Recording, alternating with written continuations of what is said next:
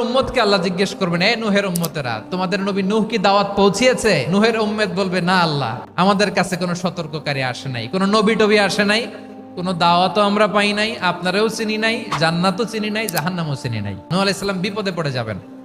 তখন আল্লাহ বলবেন, নূহ তুমি বললা পৌঁছিয়েছো, তোমার উম্মত বলে কিছু পায় নাই। নূহ তোমার কি কোনো সাক্ষী আছে?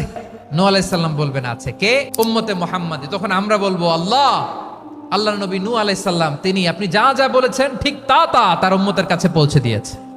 এবার নূহের উম্মতের সাথে আমাদের ঝগড়া লাগবে। তারা বলবে, তোমরা আসছো আমাদের হাজার হাজার বছর পরে, তোমরা কি করে জানলা? তোমাদের সাক্ষী ধর্তব্য হবে না?